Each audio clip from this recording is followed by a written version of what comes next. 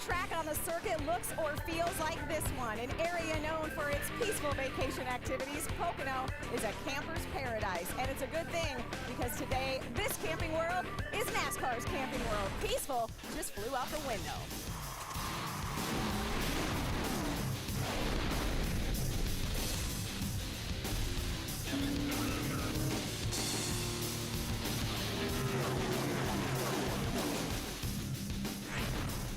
Pocono is shaped like a triangle, but we have some triangles of our own. The top three in points are fighting for a championship.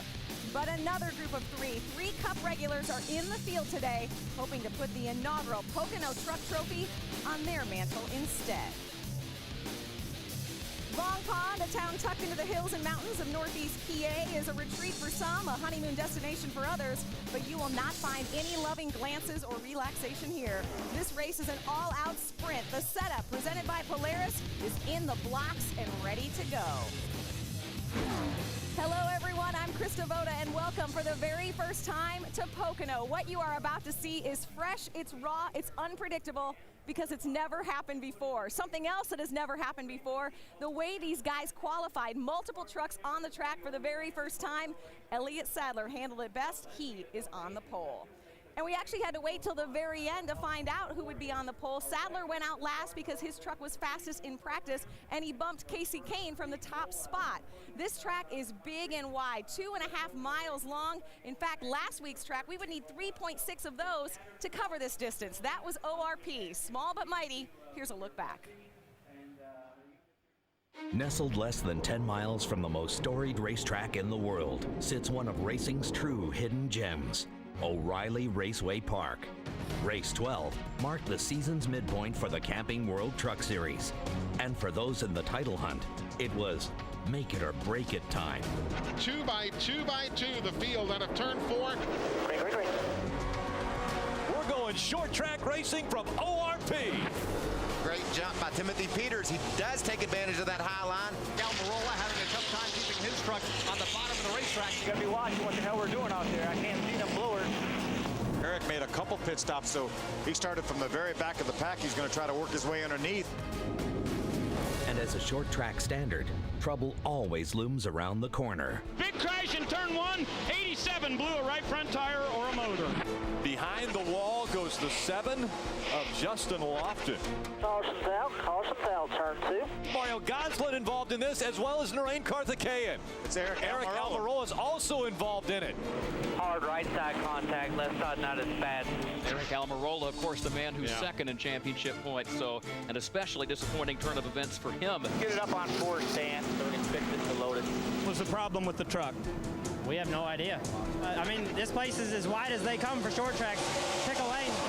When the dust settled, it came down to a battle between the superstar and the defending champ looking for his first win of the year. There's no stealth riding about that 33 truck. He took over second. Hornaday going for the win and the lead. Slide job by Ron Hornaday. Still there, clear. Ron Hornaday like a rocket ship off the end of the backstretch. You get that 33 truck on a roll, he can get this championship, no doubt. Got no pressure from behind, no pressure. The winningest driver in series history, Ron Hornaday, wins again. Thanks for sticking with me, man. Good truck, good truck. Awesome job, Horn. Way to go, bub. Some incredible battles taking place throughout the top 10 in points. Mike Skinner is breathing down Matt Crafton's neck. Crafton's only 1 point behind Austin Dillon. Timothy Peters and Ron Hornaday locked in fourth. Hornaday able to move up in the standings after that win. But for now, Todd Bodine is the front runner. But there are some guys in the race today who are hoping to bust up the party. Isn't that right, Adam? Elliott Sadler would be one of those, Christy. He's been impressive here all weekend. First career Truck Series pole earlier today. So how do you back it up in the race? Well, we got to try to go for the win, and it's been a fun couple of days so far. I have so much fun driving this truck for KHI and Kevin and Delana, and got a good group of guys. And today we brought on GT Vodka with Greg Sachs and his guys, and first time they sponsored a truck, and we were able to put them on the pole. And it's like a 50-lap sprint, so it's going to be racing pretty hard from green to checkered, and I think the race fans will definitely enjoy it. How does the fact that it's a 50-lap race change your mentality as a driver? Well, you're really only going to get maybe one pit stop probably to adjust your truck, so you got to make a really good decision between you and your crew chief and make sure y'all hit it, because it's not like a cup race where you have 7 or 8 different chances to hit it and make it good to the end. So hopefully you start the race good, which we've been very consistent on long runs, and hopefully make the right adjustment that we need to pit stop. But it's going to be a tough race. You know, Denny Hamlin's so good at this racetrack, and so is my Cup teammate Casey Kane, and of course Todd Bodine and the rest of the guys running for the points. So should be a fun race for the guys. A lot of drafting going on in practice, so should be interesting. 2 straight Truck Series wins for KHI. Elliott Sadler trying to get him the hat trick today. Ray? And Adam, it's also 2 straight wins for Casey Kane when he competes in Camping World Trucks. How do you keep a perfect record today? How tough will it be at Pocono? It'll be tough. The only way to keep it's to win, so we know that. But Kyle Busch has a really good team here. I'm happy to drive it and looking forward to it. It's pretty neat to be back in a truck, be in the series, and we qualified well, so hopefully we can run good throughout the race. It's a good group of guys, so I think we have a good shot. All right, short race today. Keep an eye on that 18. He's likely to be right there at the front. Krista? Yeah, Ray, and there's just a lot of hype in the air right now, having these guys in the field. We heard Casey Kane, Elliott Sadler, Denny Hamlin in the mix as well. You know, Sadler's teammate Hornaday finally got that monkey off his back last week, but the Big 8 just sort of moved over to Eric Almirola's truck. Almirola has been struggling ever since a win back in middle June. Eric Almirola will win for the first time here at Michigan, his 2nd victory of the season. Great job, buddy. Great job. Woo! The 51 of Eric Almirola into the wall. It hurts. It really hurts, but we'll go get him at Gateway. Out in front of the field, Eric Almirola, Austin Dillon on his outside. They are 1 and 2. And problems coming off of 2. Boy, look at the 51 of Eric Almirola. Truck looked a whole lot like that at Iowa when we left, and here we are again, tore all to pieces. Comes in here 2nd in points. This is going to be devastating. Well, he won in Michigan, but followed it up with a 28th place finish in Iowa, finishing 8th in Gateway, following that up with a 31st at ORP. So if the numbers play out right, Eric Almirola could be in for a very good finish today.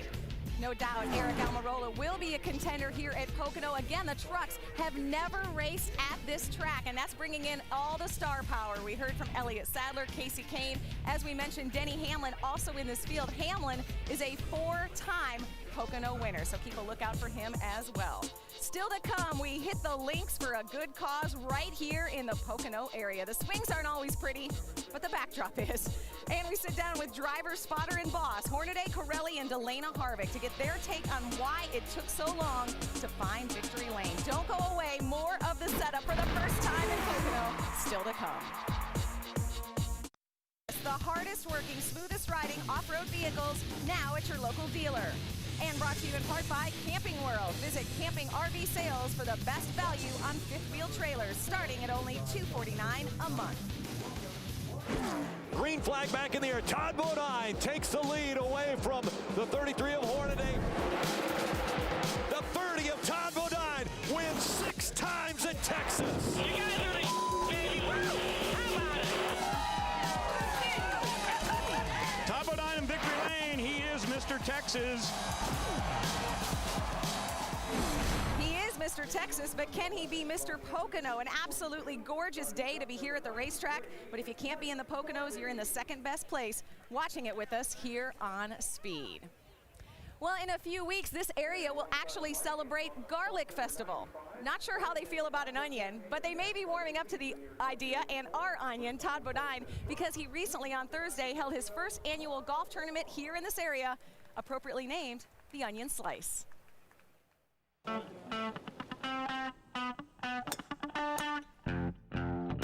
It's our first year to have this tournament for John Hines Rehab Center, and it's going to benefit brain injured and diseased children.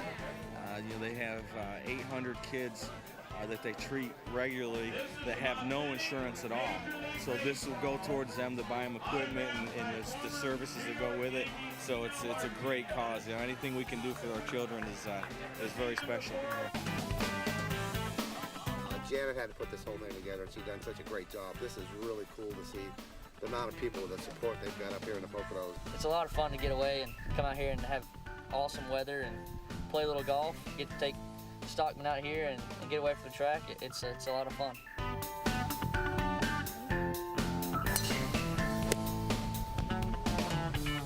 When you have an event that goes to charity, everybody pulls together, and it doesn't matter what you do or who beats who out here. Of course, we all want to win the tournament, but we leave the racing at the racetrack.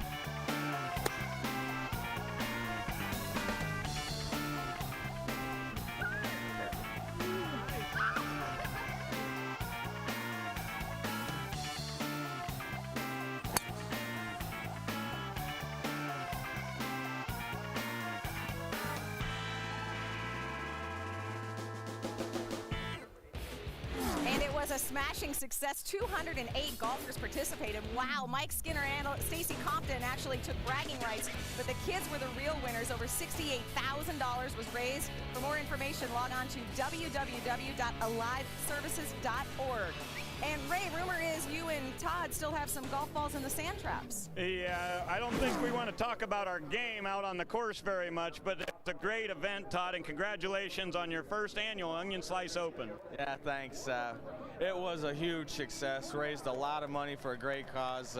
John Hines Center and the pediatric unit for brain diseased and injured children.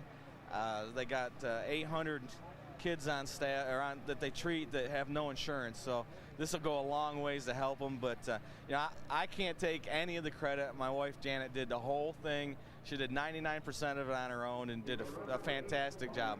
Are you going to golf, or are you going to drive, or what are you going to do? You're going to drive it to the front today? Well, I'm going to try to drive it to the front. I mean, we're close. We're six, so we've got a good truck. You know, we elected to not run the second practice, and that probably hurt us qualifying a little bit. We didn't know exactly how far to go, tightening it up to qualify, and it was still a little too free. So we got a good Tundra, and then, you know, we'll stick around and then give him something at the end. He's good with his driver. I'm not very good with my 3-wood, though, Adam. How about yours? Average, maybe club number 3 in my bag. We're with Austin Dillon, who's been on a roll of late.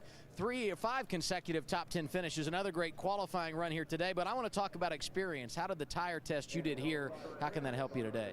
You know, I really think it helped us just getting to know the track. You know, this is similar to a road course because of the time you can pick up with each corner. When you put it all together, you can really get a good lap. And the guys have done a great job bringing a fast truck, so we'll have to go out there and race. I don't know really how it's going to do in a draft, so we really haven't been all tucked up yet. So it's going to handle a little different once we all get together, and we'll have a good race, hopefully. Another top 5 start for Austin Dillon, Krista. All right, thanks, Adam. A lot of buzz about the way the field was set. All of the Cup drivers were checking out that qualifying procedure today, and a lot of hype about how this quick race will end, and a lot of energy upstairs. We have a replacement, I guess you'd say, for Mikey. Same last name, though. DW is in the house, joining our boys Rick Allen and Phil Parsons. Hey, guys. Hello, Krista. I don't think we can ever call DW a replacement. But gosh, I can't believe she said that. Replacement. I was thinking of words like eventful and unpredictable, things that we could claim for this visit to Pocono. What do you think? I think unique. I think everything that's happened so far has been unique. You look at our qualifying procedure, unique. We've never done it before. You look at the shape of the racetrack, a triangle, for heaven's sake. What happened to the 4th corner? You got a unique racetrack, and today this is a very unique event. So I think the key word for the day in this event today is called unique. That's how you catch a rabbit, by the way. Unique up on them. Yeah, I knew that was coming. But how about qualifying, though? Something unprecedented that we've tried today, and I think it worked out perfectly. I really do. I think it was extremely exciting. We had the slowest truck go first, the fastest truck go last, and by the way, the fastest truck that went last got the pole. So I think it was a great success. Hopefully we'll see some more of that. But as Darrell was talking about, this whole situation right here is unique. This is a very short race. It's only 50 laps. These guys can go somewhere around 35 laps on fuel. Some of the guys were talking about running 10, 15 laps, get in their window, stop. But Darrell, with this front straightaway that's about 88 car lengths wide and it's so long, and with the way they fan out after they pass the start-finish line, double foul restarts, fresh tires with 10, 15 laps to go may be something to look at. I think that's what we'll see, Phil. Yeah. I really do. You know, we had a lot of excitement during qualifying, and I think it may have been maybe a little more exciting if we would have had Michael on board, but I think he's at a spa. Is that what I've heard, that he was out getting a massage at a spa and filling in for you? Is that true? I heard that he drove his Ferrari to the spa. He drove it to the spa. Or at the spa. Or at the spa. Yeah. Wouldn't it be great if Michael could join us? I don't know about that, but you don't think? Do you think it would be? I think it'd be great if Michael. What if he was to call us? Can we try to talk to him? What if he called us? How about that? Michael, are you with us? Hello? Hello? How's the massage going? Come in, I'm at the spa. Are you there? We've got you. How are you doing? Hey, y'all got 3 corners.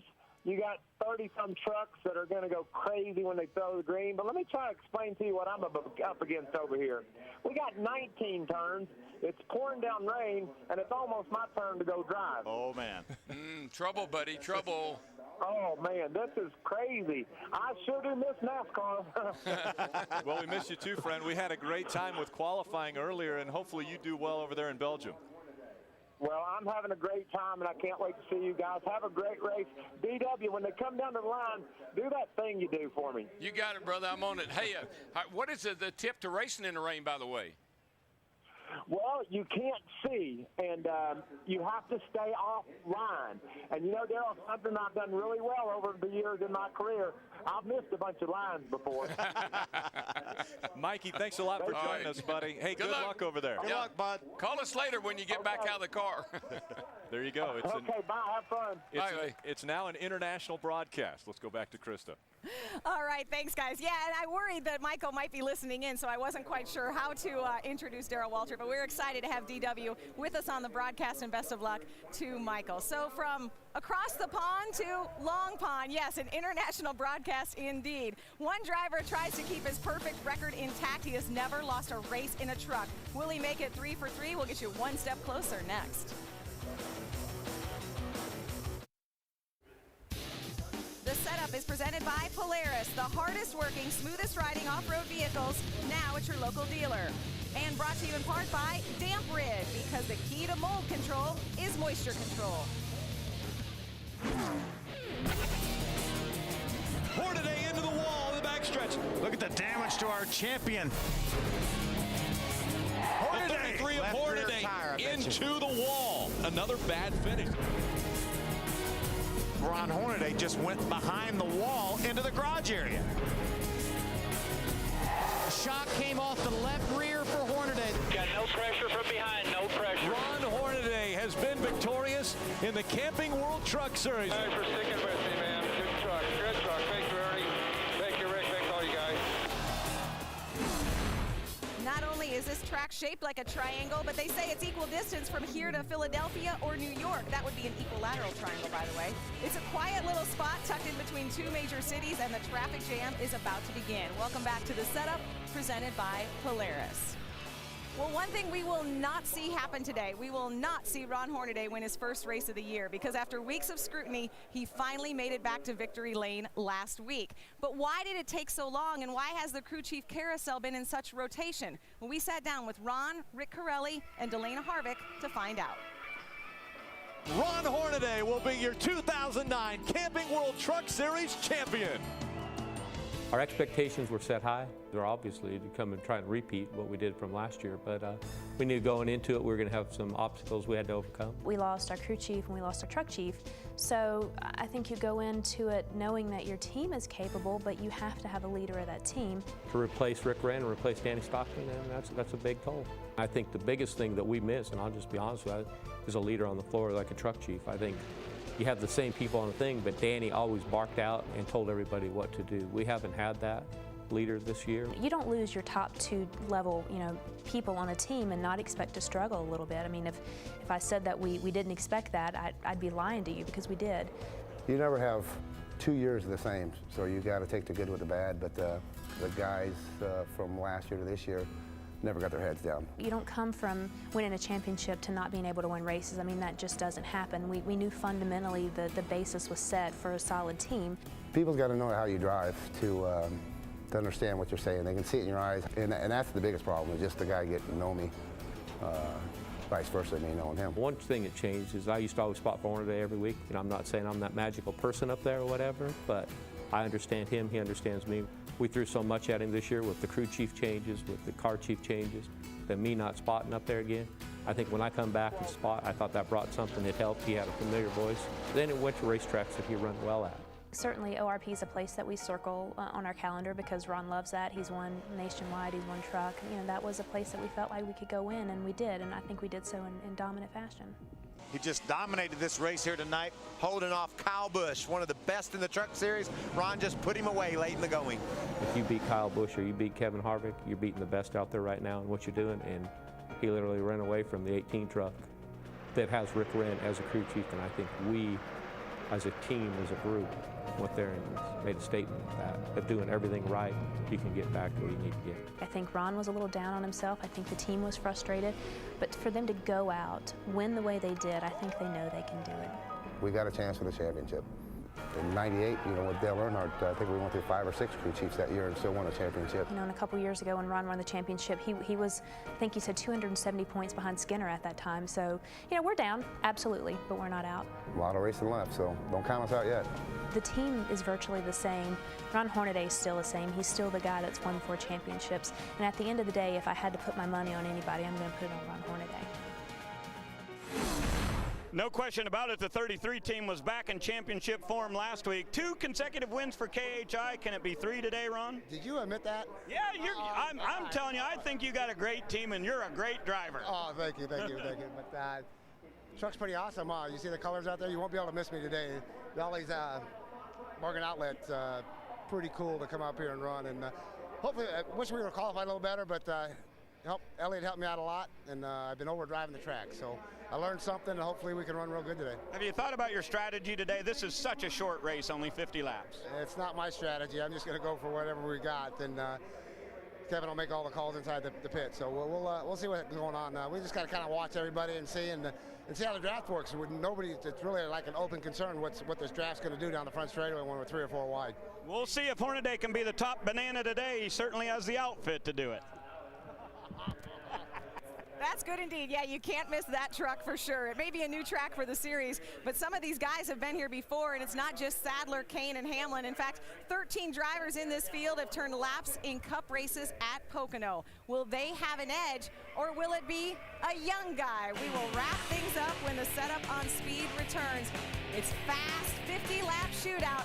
You have to be here. You can't turn away. You turn away for a second, you will miss something. We'll get you closer to the green when the setup on speed from Pocono for the very first time returns.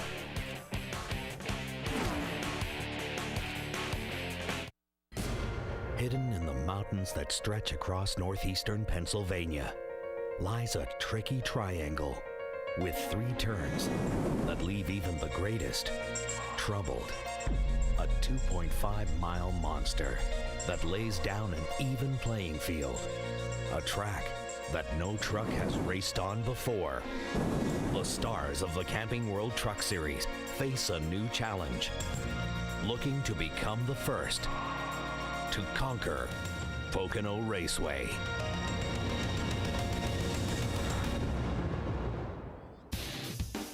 A gorgeous day for racing in Long Pond, Pennsylvania. Welcome to the NASCAR Camping World Truck Series Pocono Mountains 125 on speed. It's the 13th race of the season, but the first time we've ever visited Pocono Raceway. Now, experience has already paid big dividends for guys who have been here in the Cup Series. Elliott Sadler, Casey Kane, and Denny Hamlin will take the top 3 spots on the starting grid. And for more stories on today's race, we go down to Adam Alexander. And we talk so much about momentum when it comes to racing, Rick, and there's been plenty of that in the 3 camp. Austin Dillon has finished inside the top 10 in 5 consecutive races, but it's actually that experience you alluded to that may help him here today. The truck he is driving, the same one that he brought here in May when his team did a tire test, and it's those added laps that could pay off as he tries for a 6th consecutive top 10 here this afternoon. Ray? You know, Adam, when we look at the last 3 races in the Camping World Truck Series, there's only 2 trucks that have gotten top 5s in each of those events, and both of them are from Thor Sport Racing, Johnny Sauter and Matt Crafton. But this weekend at Pocono, not a good start for this team. Sauter will roll off 12th today, and Crafton back in 18th. Neither of these drivers very satisfied with their equipment so far. It'll be interesting to see if this team can rally to post a finish similar to the last few weeks. Yesterday, it was the first time the trucks had been on the racetrack, at least 38 of them, trying to get ready for qualifying, which took place earlier today. Our point standings through 12 races. Todd Bodine with a 177-point lead over Eric Almirola, and everyone's looking at Ron Hornaday, wondering if he can make it 5 championships in the Camping World Truck Series and be the first driver to ever do a repeat or back-to-back championship in this series. Well, Ron Hornaday's got his work cut out for him because he's going to have to get by that guy. Elliott Sadler has the pole for the first ever race here at Pocono. Let's keep things going. We go down trackside for today's invocation. Let us pray. Heavenly Father, as you have graced us with this beautiful day here at Pocono, we ask your blessing upon today's inaugural Pocono Mountains 125 NASCAR Camping World Truck Series event, and also the Weiss Markets 125 ARCA REMAX Series racing event. Help us to remember that everything we do is for the greater honor and glory of your name. We ask this through Christ our Lord. Amen. Thank you, Father Mike. And now for our national anthem, Clark Lewis. Oh, say, can you see by the dawn's early light what so proudly we hailed at the twilight's last gleaming, whose broad stripes and bright stars through the perilous fight o'er the ramparts we watched were so gallantly streaming, and the rocket's red glare, the bombs bursting in air, gave proof through the night that our flag was still there. Oh, say, does that star-spangled banner yet wave o'er the land of the free and the home of the brave?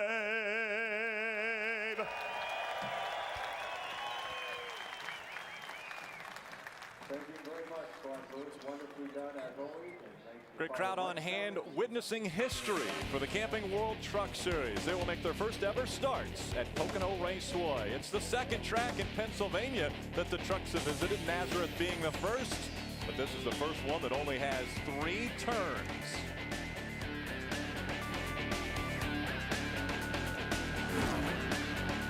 Speed is brought to you by Camping World. Visit Camping World RV Sales for the best value on fifth-wheel trailers, starting at only $249 a month. By Toyota. And by Verizon, the network with the most 3G coverage.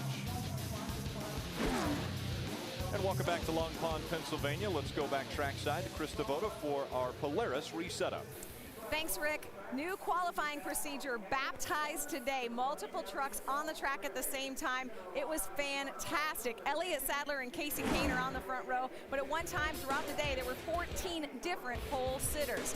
Keep a lookout for Ron Hornaday. He's coming off that first win of the season. Usually he has a tendency to take momentum and run, but if he's gonna run, he better sprint because this thing is only 50 laps. Turn away for a second, you're gonna miss something. It's like an all-star race. Speaking of all-stars, we have Elliott Sadler, Casey Kane, Denny Hamlin, and we have Darrell Waltrip with us today. It's a new track, new qualifying, new faces, 50-lap shootout.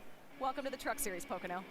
You said all-stars, and I was really expecting you to say all of our names, but you stopped at y'all are given. Darrell Waltrip. Y'all are here every week. Rick Allen with you once again, but it's the first time we are at Pocono. Now, a racetrack that obviously there's going to be a lot of questions for these drivers out there. How do you get around for 50 laps, but just 50 laps? Yeah, it's a short race, but here's the other thing that I think the race is obviously you got to have a great truck, got to have a great driver, guys with experience that got a little bit of an advantage. But let me tell you where the real advantage is: sitting on the pit box. You run this race a little bit like a road course. You got to rely on the spotter. If the spotter sees trouble on the racetrack and he thinks there's going to be a caution, pit. You want to get in the pits, get your work done, and get back out. So if the caution does come out, it's like a road course. You'll end up at the front of the field when they get ready to go back to green. So different strategies.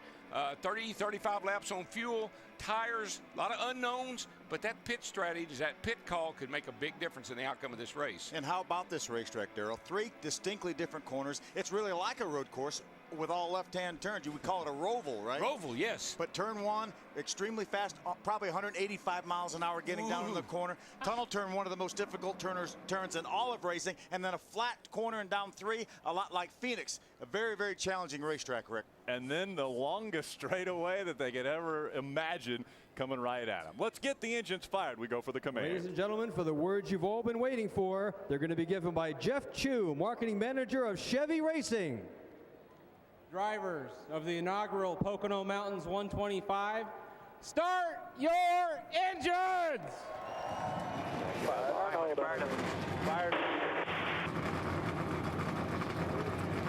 All right, 1, 2. Drivers are all strapped in. They're ready to go. Somebody just apologized to Moose in their truck. We'll find out more about that. Stay with us.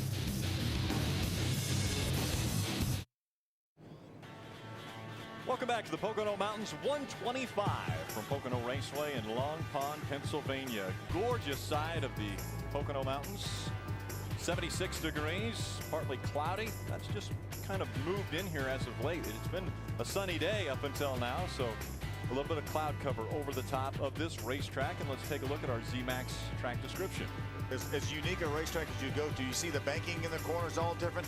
Darrell, each one of these corners was patterned after another corner from way back in history. Turn 1 down there, Trenton, New Jersey, Indy for the tunnel turn, and then Phoenix down there for turn 3. Want to take a look at our Royal Purple race analysis. 36 trucks starting this one. 125 miles, 50 laps, but one of the shortest races you'll see. As a matter of fact, the shortest distance that we will run this year in the Camping World Truck Series. Pit window, as Darrell mentioned earlier, somewhere around 30, 35 laps. That means these guys may run 10, 15 laps, come in the pits then in case it goes green. You will do no lollygagging today. You will be up on the wheel when they drop the green, because this is a short one, boys. There's no lollygaggers in racing. We want to take a look at a few different drivers in our speed spotlight today, and we start with Ray Dunlap. Well, Rick, I want to talk about Bobby Hamilton Jr. You know, a few years ago, he purchased Highland Rim Speedway. And while many short tracks across America are struggling right now, this racetrack's doing great. Big car counts and big crowds. And Bobby told me he's actually looking at buying another racetrack. But he said, do not fear. My racing career is definitely not over. He'll be back next week at Nashville and hopes to run a couple more Camping World Truck Series races this week. He said Pocono's not his favorite track, but next week, he really thinks they can be very good at Nashville. Adam? Ray, if you're a fan of the Camping World Truck Series, you have definitely heard the name Chad McCumbee. Now, Chad has been away for a while, but he picked a good weekend to return to the trucks, driving the 28 truck today at a track where he's had great success in the ARCA Racing Series. 4 times he has been here, recording a win in 2007. Perhaps he can bring a little magic to that 28 bunch here today. Phil? Adam, we talk so much about experience at a racetrack. You see that driver in the 64 truck? That is Chase Mattioli, and he has more experience here probably than any other driver in this field because he grew up here. He's cleaned the toilets, he's cleaned the cigarette butts, he's cleaned the infield, he's painted buildings. Nobody has any more experience doing anything here. He also, by the way, has 5 ARCA starts here. He will make his debut here in the Truck Series as a teammate to Stacy Compton. Chase will do double duty. He will also run the ARCA Racing Series race later on today. He will start from the 29th position, DW. My man Carl Long, starting in the 21st position in truck number 95, my first number in Cup. You know, Carl he is a hardest working guy in racing. He'll do anything. You talk about Chase working here at the track. This dude will drive the truck. He'll drive the truck and bring the thing to the track. He'll work on it. He'll help fit it. But really what he wants to be is a driver. And he's been a darn good one, Phil. He's got 23 Cup starts, 16 nationwide starts, and today will be his 13th start in the Truck Series. He's won track championships. He's won races. He was Rookie of the Year at Orange County in the NASCAR Weekly Racing Series. That's the good news. The bad news is, in 2009, we know what happened. 17 thousandths of a cubic inch cost him $200,000. And that's a really big number. You used the word earlier, unique. We're going to have a unique perspective of this racetrack today. We ride along with Johnny Sauter in that number 13 truck. He'll start 12th today. We're also going to ride along with James Busher. He's going to be starting from the 11th position in the Wolfpack Reynolds Chevrolet. And this is Todd Bodine. And this, when you peel an onion back, this is what you get. You get a Todd Bodine. And we'll also have a great perspective from our pole sitter. Elliott Sadler claimed his first pole today, and he will bring the field to the green flag from that number 1 spot. 2.5 mile racetrack, so it takes them a while to get around under caution pace. So we will take a quick break and come back before the green flag here at Pocono Raceway. Tomorrow, NASCAR Race Day powers into Pocono. Denny Hamlin, who's in this race. Jeff Gordon, Greg Biffle, and Brickyard 400 winner Jamie McMurray will join us. Plus, we'll highlight the ups and downs of the drivers fighting to make the chase. NASCAR race day built by the Home Depot, live from Pocono tomorrow, 10 Eastern, only on Speed. And before the green flag flies, let's go back to pit road and Ray Dunlap. Well, thank you, Rick. The last couple of weeks I've said Ron Hornaday is out of this championship chase in 2010. He vehemently disagrees with me, and last week he broke a 22-race winless streak, winning at ORP. But when it comes to inaugural events, how about Ron Hornaday? 10 different times in his career, he's won when we go to a brand new racetrack. So he's got a lot of motivation to get back in this championship chase. Keep your eye on the Ollie's Bargain Barn Chevrolet Hornaday in 33. Adam? And one driver he'll be competing with for the victory today, no doubt, will be Denny Hamlin. Hamlin, a Cup Series regular, making his 11th start today in the Camping World Truck Series. But check out his Sprint Cup stats here at Pocono. 9 starts, 4 victories, 7 times he's finished inside the top 10. Don't be surprised at all if driver 15 is in the hunt today. He rolls from the 3rd position. Rick? Thanks a lot, guys. And one of the interesting things, you have the choice if you win the pole, if you start on the outside or the inside. And it looks as though Elliott Sadler's choosing the outside here, guys. Good call, I think. I think it is, too. You got that good momentum going down into 2. But if practice speeds mean anything, if qualifying speeds mean anything, and having a fast truck means anything, guess who I think is going to win this race? Maybe Elliott Sadler. Maybe Elliott Sadler. I don't care where he starts. He's got a good shot at it. DW, how about you bring us to green? Got it. Boogity, boogity, boogity. Let's make some history, boys. Elliott Sadler jumps out in front of Casey Kane and then moves in front of Casey Kane. There's what we were talking about. They're going to spread out as they come down that front stretch. Denny Hamlin moved to the inside to make it 3 wide. There they are, at least 4 wide. Look at Matt Crafton. Whoa. Jason White gets sideways. The 17 of Timothy Peters got into that quarter panel. Let's see if he keeps it down in the grass and everybody stays straight. Other than Jason White. Look like Spaghetti Junction down there, and the caution flag is out.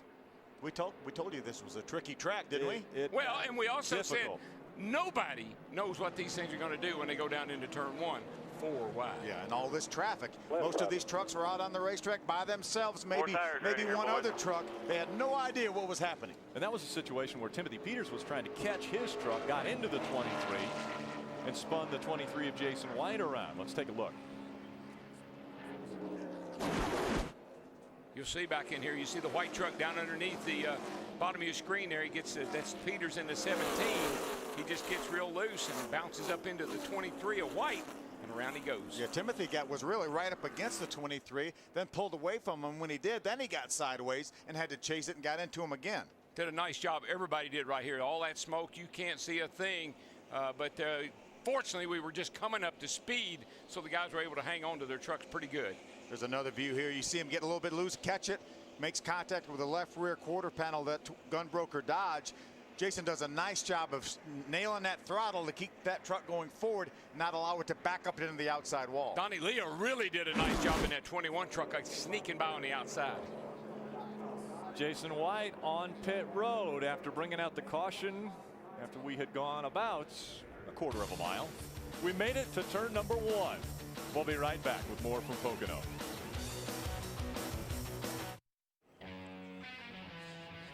Welcome back to the Pocono Mountains 125 from Pocono Raceway. We love race fans as well.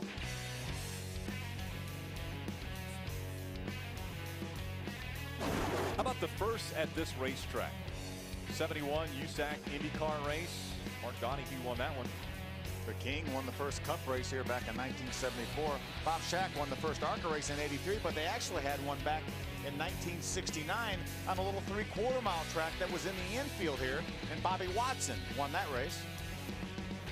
We're under caution because we had obviously a problem in turn number 1 at the start of this race. So a couple guys came onto pit road. Adam? And Jason White actually pitted twice. You see Timothy Peters on track. He came down checking the right front fender to see if there was any damage. Nothing major. They also topped off the fuel tank at lap 2. And also, as we said, Jason White came in. They changed 4 tires, checked the splitter. All was good there. And he came back down at lap 2 and also topped off. Ray? Adam, I was wondering if the trucks would fan out the way the Cup cars do when they come down that front straightaway. They certainly do. And Matt Crafton used it to his advantage to pick up 6 spots on the restart. There goes the fan out. We're back to green. Got to be careful on that fan out, though. You don't want to pass anybody till you get to start-finish line. Denny Hamlin up from the inside. Now it's dead even, maybe having a little bit of advantage over Elliott Sadler. Elliott Sadler led the first lap at Pocono for the Camping World Truck Series, and now watch that truck up on holding Denny Hamlin off, but very close. Denny got a little bit loose down there in those bumps, Darrell, in the bottom. That allowed Elliott Sadler to drive back around the outside. That, too, is just hooked up so well. I think he can run anywhere on the racetrack. So it's the two of Elliott Sadler out in front, Denny Hamlin running second, Casey Kane is third. Little bobble there for Eric Almirola. He cheats up to the wall as the 33 of Hornaday goes by. How about Hornaday on the outside in the tunnel turn to make the pass? Maybe he doesn't realize that you're not supposed to do that here. What you don't know, you don't know.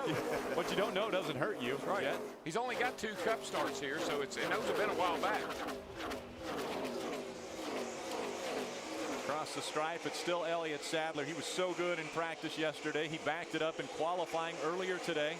Boy, that 88 truck really made a nice move down this front straightaway. Trying to pick up a couple of spots here, but he's stuck on that bottom, and that's pretty hard to deal with the bumps down there. Watch that truck go up and down. Bouncing all over the place. Down Long Pond straightaway. Look at the trees right off of the side. They come at you so fast. There's James Busher. James has some experience here, I think, in an ARCA Racing Series car. Boy, they stay in the gas a long time. Phil, did you hear that? It was, almost all the way into the corner before he lifted. You try that in a Cup car, and you'll be over in the trees. Ricky Carmichael looking to the inside of that 31 of James Busher. A battle for second. Here comes Casey Kane once again. I believe that's the guy that's going to have that Elliott's going to have to deal with. Obviously, 18 and Casey Kane, Rick Wren, that whole crowd. They'll be up there putting some pressure on Elliott before this thing gets too far along. Casey Kane has never lost when he started a truck race. Pretty good record. He's very good. He started 2 races and won both of them. Hornaday working by that 30 of Todd Bodine. Double A, what's happening down on pit road? I've got a question for our drivers upstairs as Todd Bodine makes the move to the inside of Ron Hornaday. When Casey Kane went to the inside of Denny Hamlin down in turn 1, I heard his spotters say, can't tell. How difficult is it for a spotter at a massive racetrack like this? Yeah, I mean, at best you're looking through binoculars, and that's pretty defined area you're looking at. So, yeah, the spotter's got his work cut out for him here. This is a huge facility, spread out all over the place. Really hard to see over there. And this truck straightaway is straight. You know, some of the other bigger racetracks like Daytona, Talladega have a tri-oval, so they actually go away from you. Here, you're trying to look down there and trying to judge whether somebody has the other driver cleared, and it's really, really difficult to do. Look how long that straightaway is, and the trucks have now spread out into a single file line around here. How about the 13 of Johnny Sauter? Now, he missed the drivers meeting, which was held earlier this morning, and so that means he was relegated to the back of the field when he started. He's made his way up into the 18th position right now. He went down in turn number 1 and ran through the bumps, and his truck bounced up a little bit. That allowed Chris Fontaine, the 84, to get underneath him. Now Timothy Peters, the 17, is trying to get by and does get by the 84 Chris Fontaine. Yeah, 17's been on pit road, and he's coming back up through the field. Looks like that truck's no damage to it in that initial contact down in turn 1.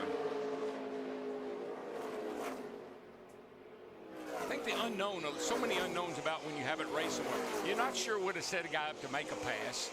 You're not sure what your truck's going to do when you do get along beside of someone. Am I going to be able to stick? Am I going to hit a bump and it's going to bounce me into him? There's just so many things you're going to have to go through these first maybe 10, 15 laps to figure out how your truck's going to react in race conditions on this track. Ron Hornaday just in front of Eric Almirola in the 51. Hornaday moves down to the inside of the track, trying not to give a draft here at the racetrack. That's getting a little edgy right there. Ron wants to be careful. He's going to put a crossover move on Eric right here. He's going to try to anyway, but looks like the 51 truck's a little wee bit better. Almirola seems as though he's got his hands full in that 51 today. We had that 33 right up behind him. They're taking a little bit of air off that rear spoiler. He was a little bit free. It looked like coming up off that tunnel turn. Mike Skinner running a little bit lower in turn number 3.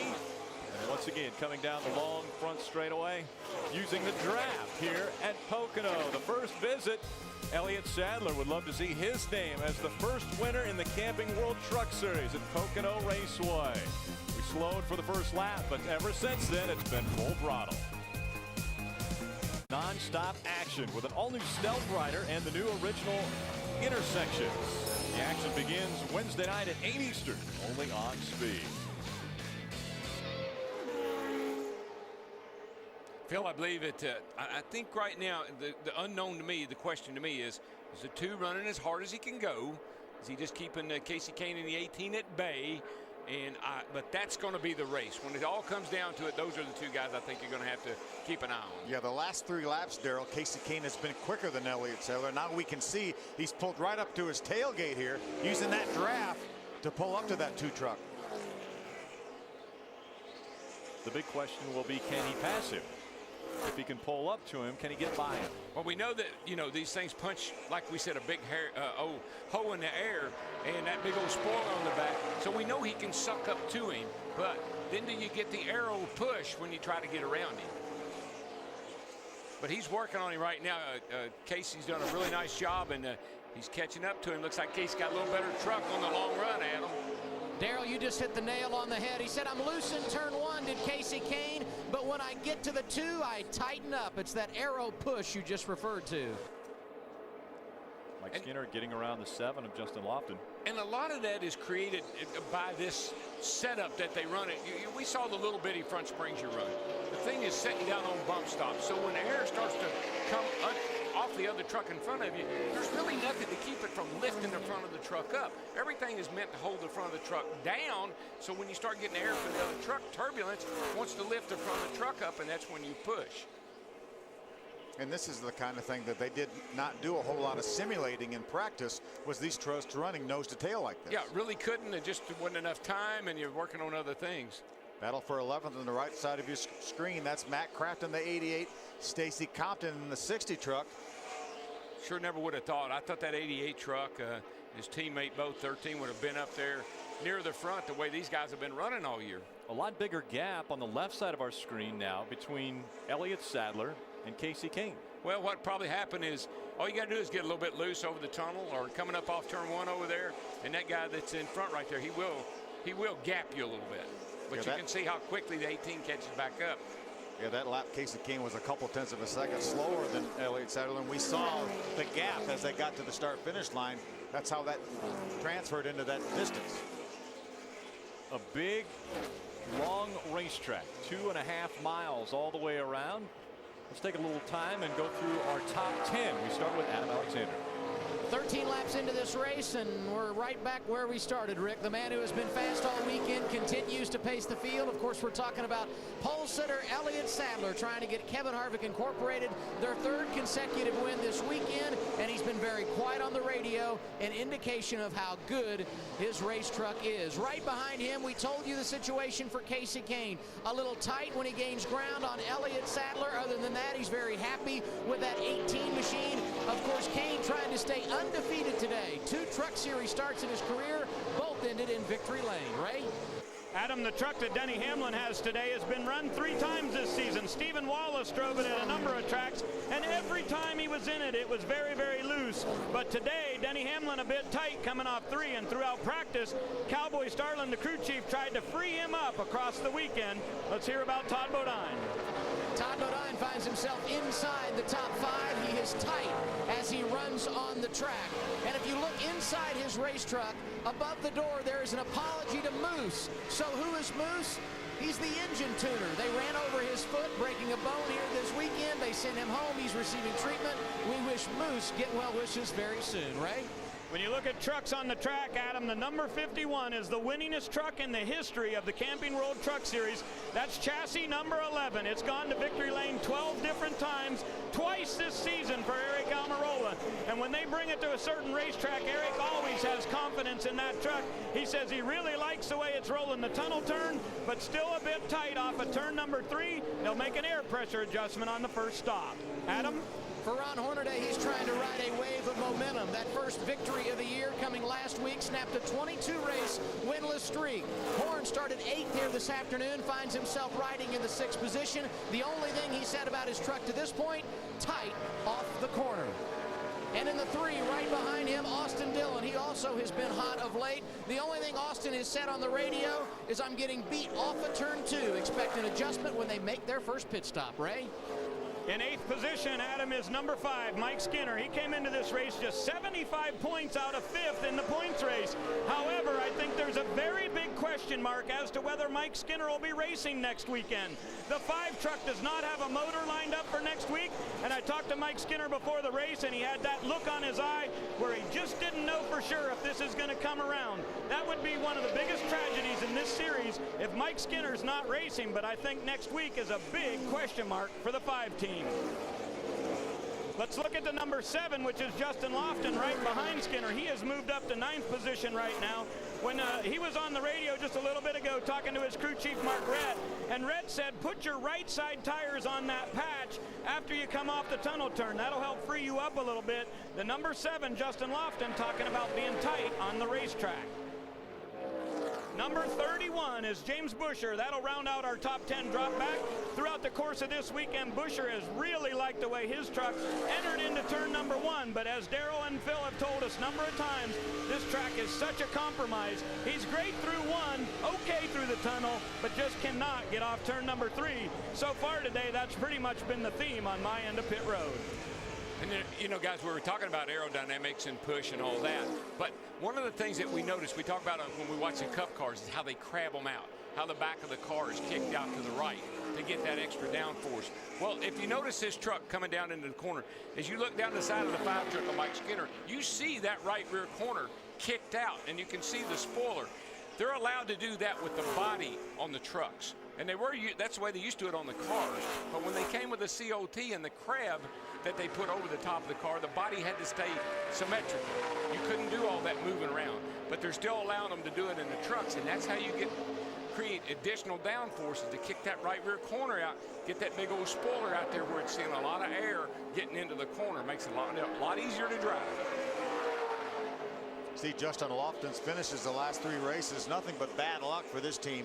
Had that great 3rd place finish at Dover and has run extremely well. He's had a couple engine failures, ran out of fuel one time, which was due to an ignition problem to keep him from getting the good finishes he deserved. Casey Kane now has run up to the back of that 2 of Elliott Sadler. Yeah, looks like he can catch him. We've seen that a couple of times already. That the thing is going to be, and man, Elliott's already playing like it's the last lap. He must be practicing.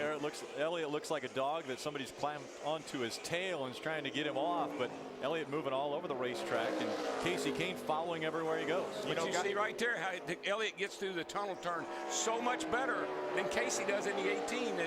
That's where he really gaps him. We've already completed 18 laps now, so if the caution were to come out now, these guys would be in their window to make it the rest of the way. Will anybody try to gamble and stop on the green to get that track position if the caution comes out, Daryl? I don't think so, Phil. I think this is such a short race, it may not be worth it. Elliott Sadler out in front of Casey Kane. We've completed 18 to the 50 laps, and it's been all Elliott Sadler up to now. Be the biggest racing fan you can be with Verizon Championship Racing at the track and on your phone. From nationwide and IndyCar driver meet and greets to exclusive peaks and VCAS phone, where your hard card to chart to racing nirvana. Only from the network with the most 3G coverage, Verizon. And Phil, that tunnel turn is really working good for the 2 truck of Elliott Sadler.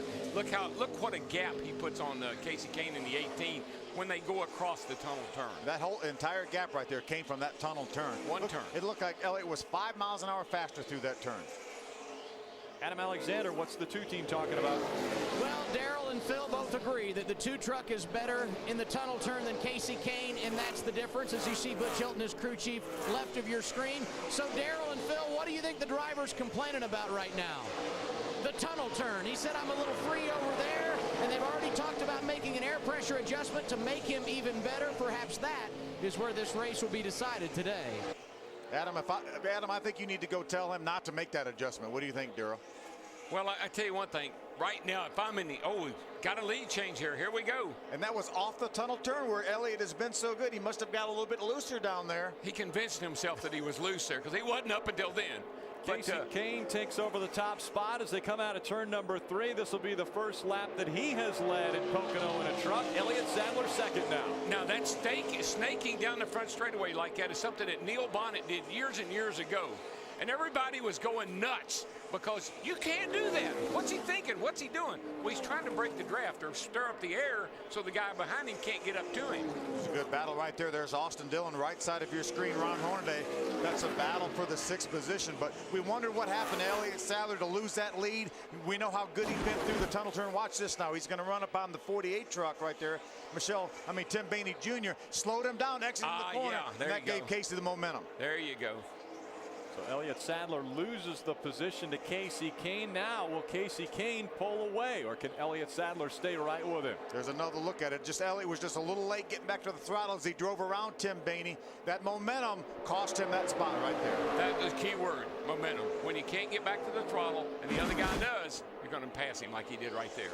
At the stripe, they go across. The difference just over 0.4 of a second. So Kane just a bit faster than Elliott Sadler. By the way, that's Denny Hamlin in third, right about 3 truck lengths behind Elliott Sadler right there. You know what Denny Hamlin's doing?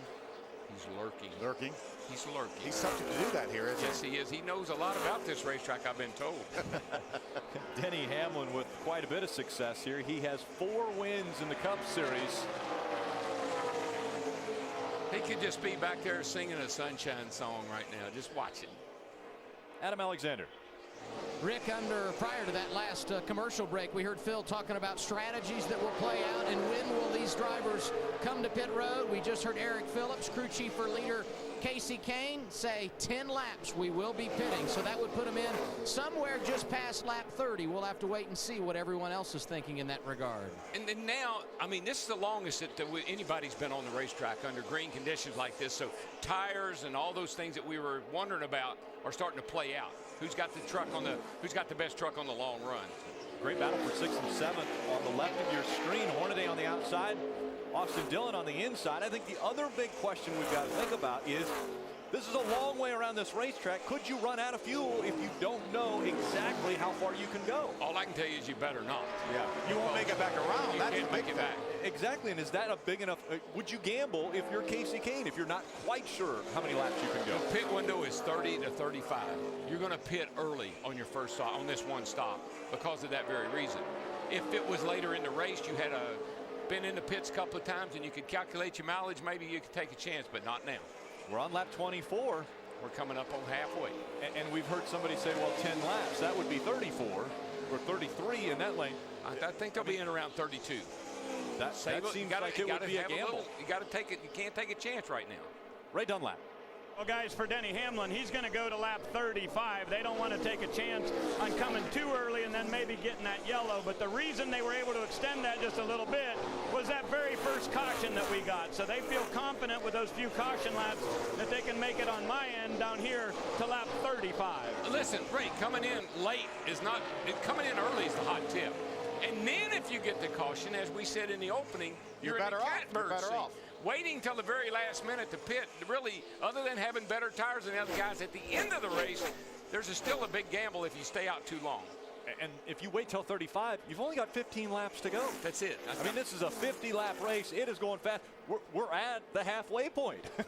We're on lap 25 of 50. And by the way, we're halfway through the season right now, too. Officially halfway through the season. We have completed this would be 12 and a half races. Yeah, this would be halfway of this race, and that race would end, but we're not going to end the season because it's halfway. No, we won't. Casey Kane out in front. Can he make it 3 in a row? This is his 3rd start in the Camping World Truck Series. He has 2 wins in his other 2, looking to make it a perfect career. Royal Purple, performance oil that outperforms. And by Damp Rid, because the key to mold control is moisture control. Control them both with Damp Rid. We're under our 2nd caution of the day, and this time it was Bobby Hamilton Jr. in the number 6 that brought this caution out. He got into the wall in turn number 3. Yep, and as they say, this changes everything. All the strategy now goes out the window. Yeah, now we're going to all come in at the same time. Everybody's going to get tires, and we'll go back to racing again. And then we may be far enough into this race now, Daryl. We'll probably restart with about 20 laps to go. If they get another caution with 10 to go, I don't know if tires are going to be worth enough to come back and give up the track position. Well, yes and no. The lap times have fallen off to 58.7. That's what, a couple of seconds off of what they qualified. And away went the right front tire of Bobby Hamilton Jr. Here you see him into the wall. Yep, safer barrier there, caught him. Thank goodness for those safer barriers. I don't know, Phil. Tires would be worth a whole lot. It would just depend. Those guys down there will have to make that decision. How important is track position versus the 4 fresh tires? Our Aaron's lucky dog goes to Chase Mattioli. The thing about 4 fresh tires, though, on this big, wide racetrack, man, you can go anywhere you want to. So if you got grip and the other guy doesn't, you can pass him on the outside. You can pass him down these long straightaways. This is not a little tight half mile like we were on a couple of weeks ago. Because of the Aaron's lucky dog, we will have 24 trucks on the lead lap. So we'll have 12 rows of trucks that are on the lead lap as the field makes their way onto pit road. Ray Dunlap. Denny Hamlin was complaining that he doesn't think he's going to be able to pass, so Cowboy Starlin says we're going to make some adjustments. Half a pound air pressure into the right rear and 2 rounds of wedge out of the left rear. They were going to go just with 1 round, but these are such soft springs now, it'll be a 2 rounds. Let's go to Adam. Middle of your screen, Elliott Sadler is in. Dominated the early portion of this race, but the handle not perfect. Despite that, he said, don't make any big changes. I don't want to give it away. Top of your screen, Casey Kane in the 18 truck. He said his truck was very good out front, a very solid pit stop. Everybody getting 4 tires here, and it looks like Kane going to be the quickest off of pit road. See, Ty Bodon gains a spot. Austin Dillon gains a couple spots. Denny Hamlin, the big loser, losing 3 spots at his pit stop. So the lead lap trucks coming off of pit road after their first stop here at Pocono. We'll be back for the green flag. Camping World Destination Recreation Sweepstakes is back and better than ever. More prizes, more chances to win. To enter and see the complete prize descriptions and official rules, visit campingworld.com/racing. Look at all those campers. This infield fits a few campers now, it does. That's amazing. A lot of campers probably visited Camping World. Happy campers. Happy campers. Watching the trucks make their way around Pocono Raceway. We'll be back for the green flag. 25, a sprint race for the Camping World Truck Series from Pocono Raceway. Field just going across the stripe, and they let them know one to go. Okay, let's see if we can talk to Elliott Sadler, our pole sitter. Hey, Elliott Sadler, Phil Parsons up in the speed booth. You got a copy? Yeah, sure do, Phil. How are you?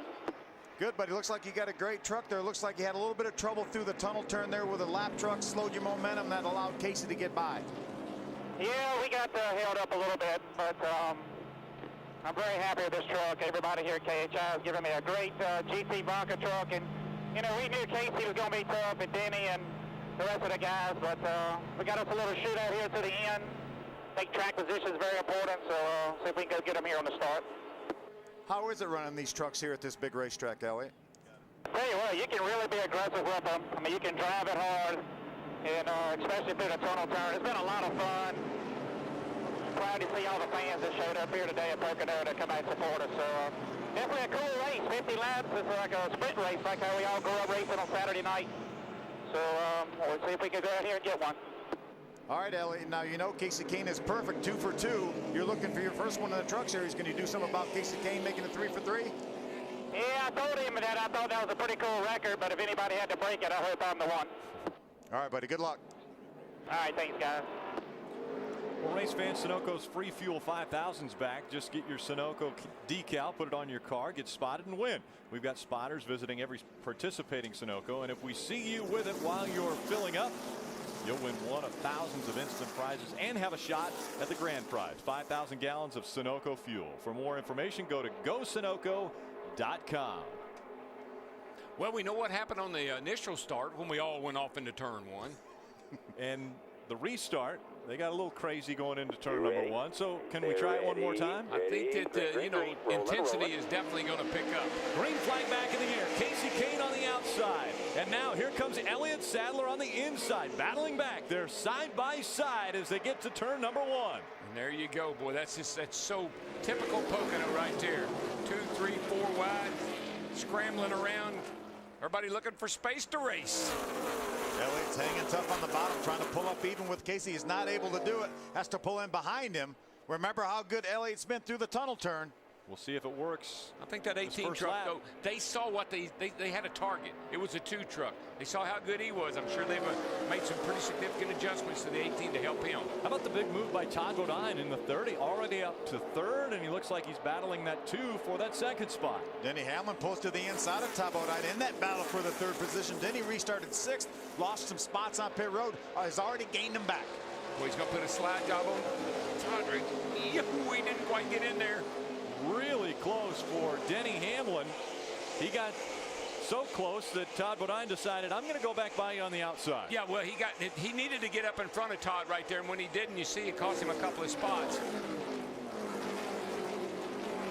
Making their way back through turn number 1. One thing about that 15, I noticed he can run the bottom pretty good in turn 1. But right here, the 15 needed to be able to squeeze in right here, and he would have caught the draft of the guys in front of him, but they made a little wee bit of contact. He wanted to be clear. He Yes, just wasn't quite there. He wasn't quite there. There's the distance between 1 and 2. Casey Kane in the 18, Elliott Sadler in the 2. And it appears, like so many times on these big speedways, clean air out front seems to be the big beneficiary. Eric Almirola trying to make his way by the 3 of Austin Dillon. Austin's following that 5 truck of Mike Skinner. Snaking them at Pocono. Casey Kane out in front, not trying to give the 2 of Elliott Sadler a draft at all, but they're all falling right behind him. Shake, shake, shake, steak and bake. Elliott's able to hang right with Casey Kane. Todd Bodine's looking awfully strong too. Boy, he's gotten himself into the picture. While Casey Kane and Elliott Sadler are battling up front for the lead, here comes Todd Bodine. How about the move by Elliott Sadler? Takes the top spot back. Good. All clear. All clear. Elliott's truck is definitely, I think, better on these shorter runs. And here comes Bodine looking to take away the 2nd spot in the tunnel turn. Casey Kane saying, where did he come from? Casey wiggling a little bit up off that corner is going to allow Todd to get underneath him. Todd's going to have to go down to the bottom. Somewhat. Maybe he's not going to the bottom. Todd likes that line, so he holds on to it. How about this? 2 and 3 wide behind him. Jason White, the 60 of Stacy Compton. We're hearing NASCAR is looking on the short chute. That's between 2 and 3. They're hearing that there might be debris on the racetrack, so their officials are looking. Watch that 15 truck of Denny Hamlin, boy, all of a sudden he shot in here. He lost quite a bit of, couple, 3 spots on that pit stop, but he's getting them back in a hurry. Got a little bit loose down there in the bottom, and the bumps. Look at Mike Skinner all the way up to the top. NASCAR said track is clear in the short chute. Don't you love Look at the run here. Don't you love this, though? I mean, gets down the end of the race, just everybody starts racing so much harder. Austin Dillon in that number 3 Bass Tracker Chevrolet had a great run on Denny Hamlin, wasn't able to get by. Now Casey Kane will drop back to the 3rd spot. Crossover, he's going to try to get him back here as he goes into 3. Casey's going all the way to the bottom of the racetrack. Caution light is out. Caution has come out. That was actually a battle for 4th because Todd Bodine was up in 2nd. Norm Benning looks slow like on the Norm might racetrack. have a problem. I see a little smoke out the right side. So debris on the racetrack slows us down for the 3rd time. We're going to have yet another restart. Now with 15 laps to go, do you try to take advantage of tires? They only have about 3 or 4 green flag laps on the tires. I think no advantage here, Darrell. No, we've already seen. We talked about the clean air and being out front, track position. It's not going to be worth it. Free pass goes to Joseph Aramendia. That'll give us 26 trucks on the lead lap. Yeah, so if you came down pit road and you're one of the few that did, you'd be so far back you don't have enough time to get back up front. If you're towards the end of the lead lap trucks and, and you need an adjustment, it's a good time to come in because you don't have that much to lose. But any one of these trucks running up in the top 5, 7, 8, 10 positions, I don't think it's a good move right now. No, sir.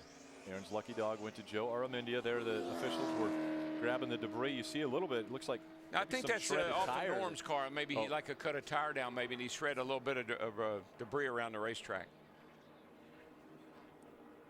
Beautiful day in the Pocono Mountains for the Pocono Mountains 125 and the Camping World Truck Series first visit to Pocono Raceway. Who will be the first winner in the trucks at this racetrack? You got to stick around. Elliott Sadler's been strong, but Bodine's right behind him. The Duplicolor Bed Armor What's in Your Bed promotion is launched and continues until August 31st, 2010. Entry is open to legal residents of the United States and who are 18 years of age or older. Entry requires submission of an image and description of your truck in use in one of 3 categories. Limit 1 entry per person, household, or street address per category. Odds of winning depend on the number of entries on the website. To enter and for official rules, visit bedarmor.com. Void where prohibited. Welcome back. A few trucks decided to come onto pit road under this most recent caution, and we go to pit road and Ray Dunlap. Well, just wanted to update David Starr. He decided to come in and put 4 fresh tires on. His truck was so tight off each of the corners that he said he just couldn't drive it. So they made an air pressure adjustment on the right sides and put 4 tires on this number 81 for Starr. He's one of the few lead lap trucks. Donnie Leah was the other one that came in. There's Denny Hamlin right now being shown in the 3rd position. Liking the way that truck looks. Boy, he's sitting right there in pretty good shape. Lost a couple of spots there in the pits, but he's gotten them back and could be good. He's such a strong racer at this racetrack, but he's yet to get a win in the Camping World Truck Series. And we've got 20 drivers that have won in all 3 series. Denny Hamlin is one that's just missing a truck race. Let's see if we can maybe chat with our 2nd place truck right now. Todd Bodine, Phil Parsons in the speed booth. You have a copy? I got you, Philzy. What do you think now? That truck looks better and better. You're able to get up to the 2nd spot. You've got that 2 truck that has been fast all weekend in front of you. You have something for him? Well, I hope so. This Thunder's been good all weekend also. You know, we skipped the 2nd practice. We thought we had a good truck, and we do. I was a little bit tight off of 1, and Junior made a little adjustment. See what we got here. I think the top 4 are about the same speed. Pretty much tit for tat every lap, but we'll give him a run for it for sure. I love Pocono, and you know we're trying to get us a sponsor on this Germain Toyota, so got to stay up front, get the TV time. Todd, how huge is that draft on the straightaways here, these long straightaways with these trucks?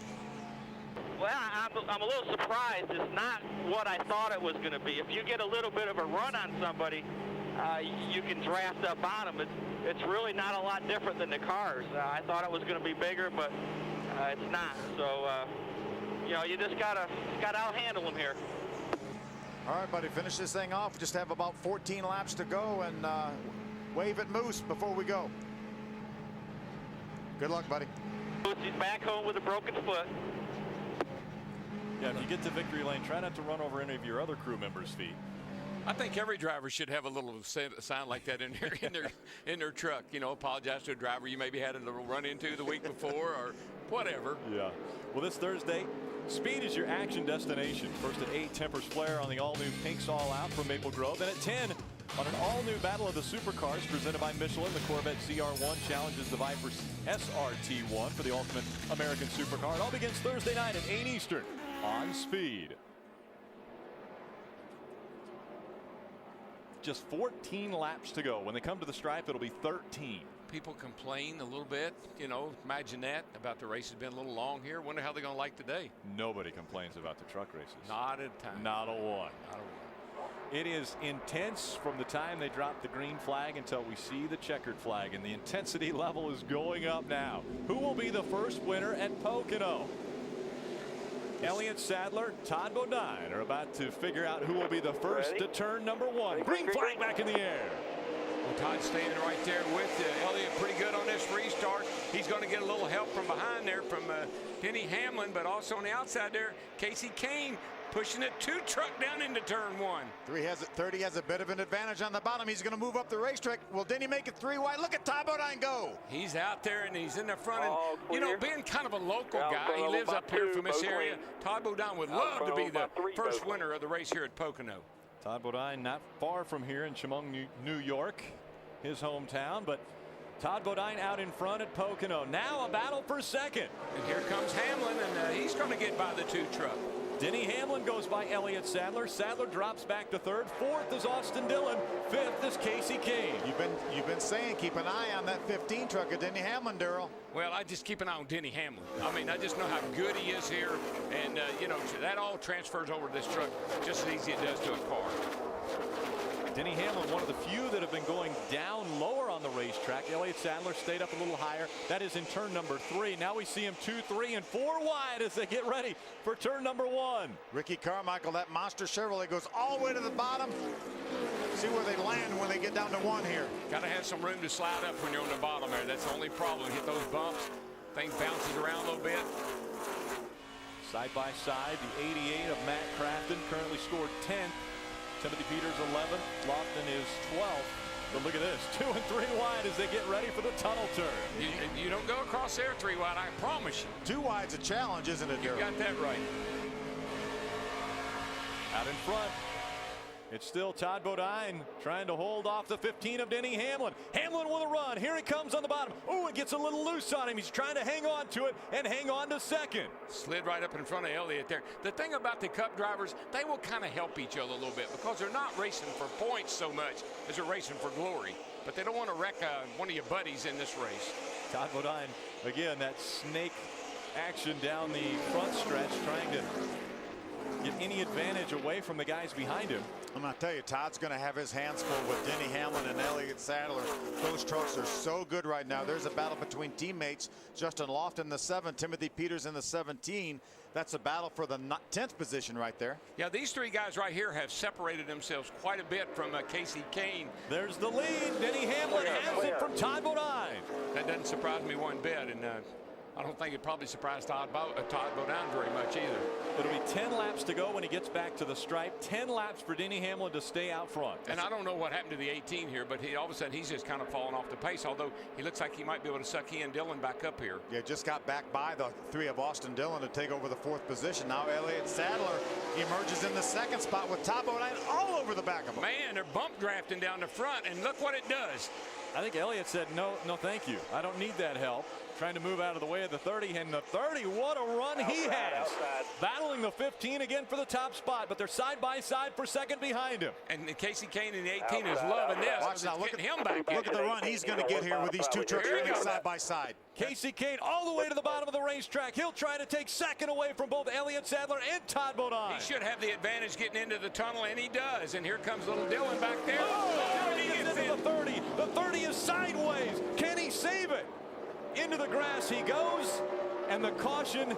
Oh, the brake, got him coming at you. Caution's not out yet. We see the yellow on the top of the screen. It is out. Yellow's out here. Yellow's out. He's going to have to come to you with damage.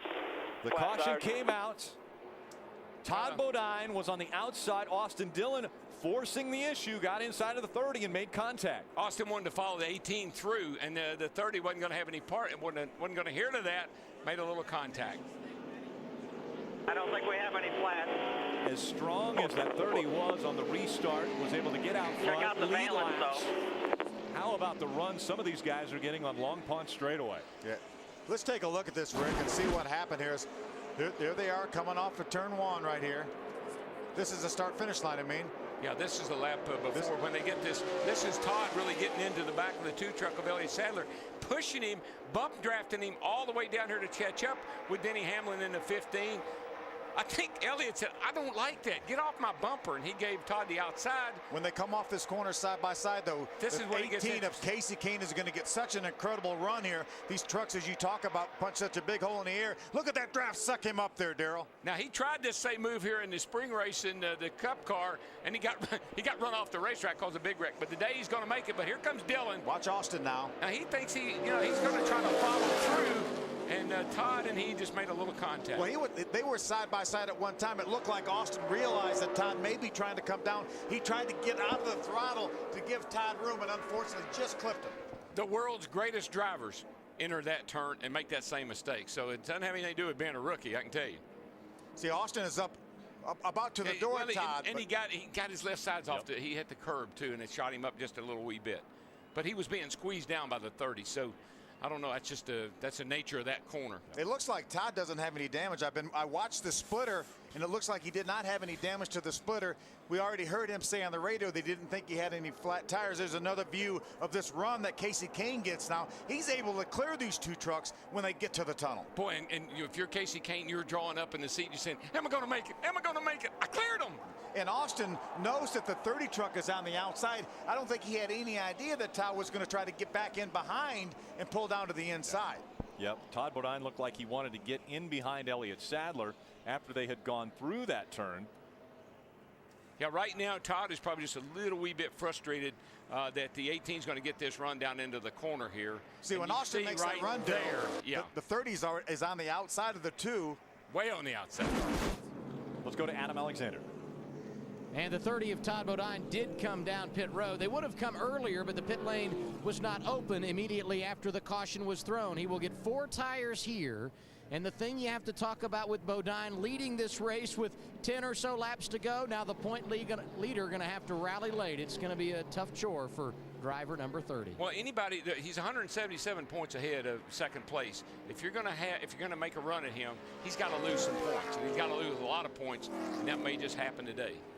And right now he's still on the lead lap. We have being scored on our monitor here 26 on the lead lap. We've got Aaron's giving Brett Butler a lap back. So how appropriate 47. is that? Absolutely. They give a lot of laps away. It's incredible. That will make it 27 trucks on the lead lap. Now Todd Bodine obviously coming onto pit road. He will have a very formidable challenge in front of him to try to get back up to the front. Even after leading laps here at Pocono, our point leader has problems, gets turned around, and now the battle to get a good points finish here at Pocono for Todd Bodine. Looking for the latest stats and results from the track? Stay informed and make your best fantasy picks for Speed Fantasy Racing using Speed's comprehensive NASCAR stats for the latest practice and qualifying reports, race results, and driver standings. Get more at the NASCAR section of Speed.com. Todd Bodine went through the grass just moments ago to bring out our 4th caution of the day. See the 18 slip by on the inside over the tunnel. I told you can't run across here, barely too wide, and I think the 2 truck really shaded the 30 being on the outside, and when Austin got there and the 30 came down, I just don't think he was expecting that. Couldn't that be a spotter issue as well? I mean, that's a long ways away from us and from the spotters. Well, look where Todd was on the outside of the 2 truck here, and then look when he started to try to get behind the 2 truck to follow him through the tunnel turn, the 3 truck was already there. And the other thing is, I think that the 3 got on the curb a little bit and kind of shook him out into Todd as well. So enough blame there to go around. Double file restart. Green, 6 laps of racing to go. Green flag in the air. Denny Hamlin, Casey Kane side by side as they cross the stripe. Well, they're jockeying for position as they head off into turn 1 here. That 18 truck got a mighty good run here. He's getting a lot of help, and something's wrong with the 15.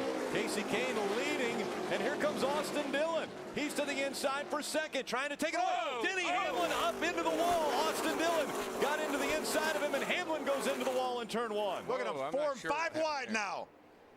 Through the Long Pond straightaway, jockeying for position. How about the 51 of Eric Almirola? Being in the right place at the right time. He's up to 3rd now. How about all those trucks 3 wide going through the tunnel turn?